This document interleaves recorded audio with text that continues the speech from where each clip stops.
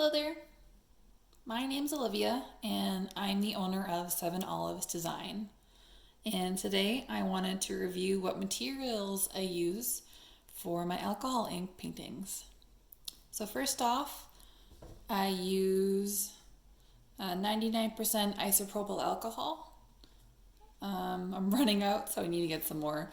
But I just got this on Amazon, and I'll make sure everything I use is in the links down below. But again, I can't promise you it will be in stock. Next up, I use alcohol blending solution.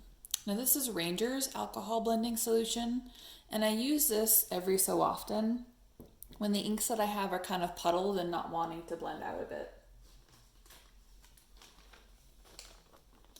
These are my pipettes. So they come in a bag. I think it was like 20 in here. So the tip is not fine. It's just a normal pipette that people have used in science class. I'm looking into potentially buying finer tipped ones, but for right now, this is what I'm using. And I use this with the isopropyl. Basically, I put the isopropyl in a cup, like so, and I use the pipette to get the alcohol from here and put it onto my paintings. I've noticed that it's much easier for me to use it in that manner. And also, I do use the pipette on some inks. So when I'm wanting to do a combination of some inks, I know this is kind of messy, so please ignore it. But when I want to do some different techniques, like I tried to make flowers the other day, I did put the ink in a pipette and it worked really well. So it's another use for that. As you can see, I also use a tray.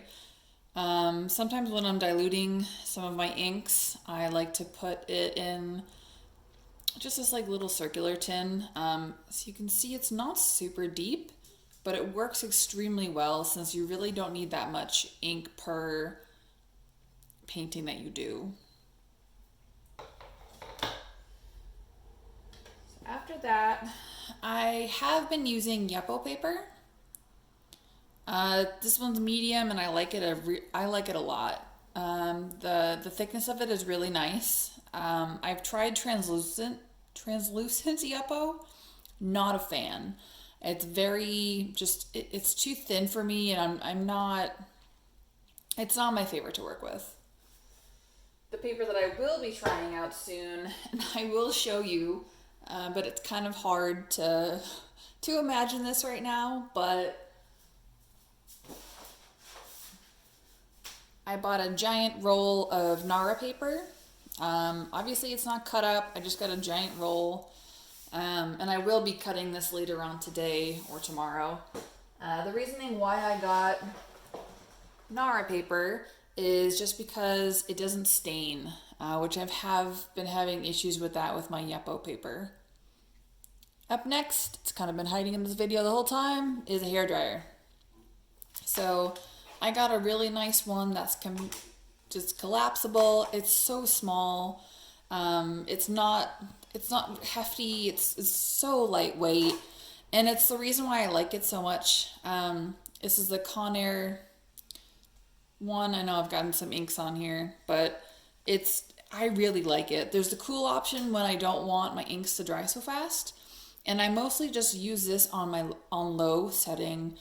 When you accidentally put this on high, it's a nightmare and accidentally splashes ink everywhere,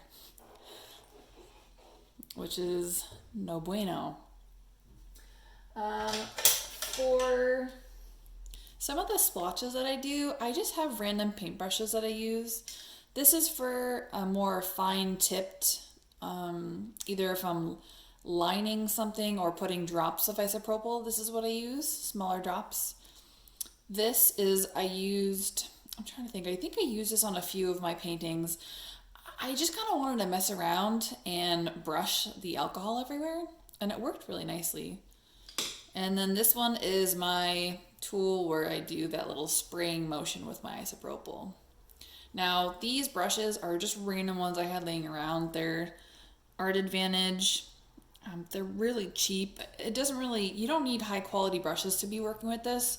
I just needed something that was stiff for the alcohol to kind of pop off of, and as well as I needed a stiff, very fine point on that for some of the smaller dots that I've done. Next, masking tape.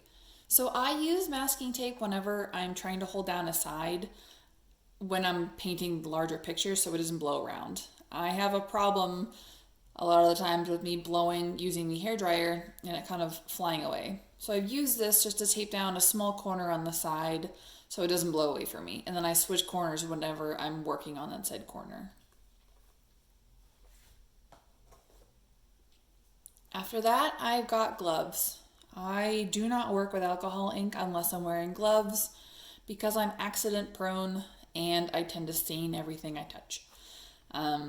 So I use these. You can use them for multiple times just because the ink will dry on them, so you don't have to use a new pair every time, which will save you money and help the environment not die from all the gloves you're going to be using. Now after that, obviously, is inks. So I've got this Gold Beauty from Ranger. And actually, I'm just going to show you the whole set. So for me, starting off, I didn't want to get a ton of inks. And I know you may say, like, that looks like a ton of inks, but it's really not. I got a few gold and one silver. And the rest of these white ones are Pinata. And the black lids are Ranger. All I did was I got a rainbow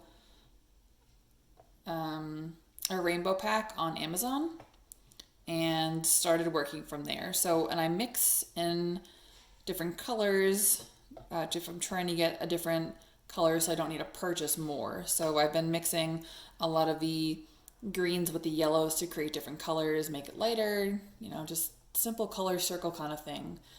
And then I did buy this holder that you're currently seeing.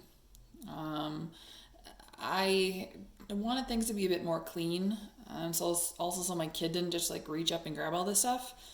So again, I'll link this on Amazon, but I really like it. It fits perfectly with all these smaller bottles.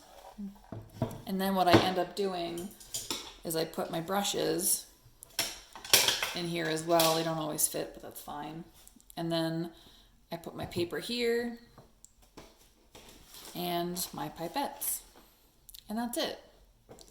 So those are all the tools I use just for painting, and I use a table, just this white fold out table. That's worked very well, but give this a thumbs up if you like it, and I'll talk to you soon. Let me know if there's any other video you'd like to see. Thanks. Bye.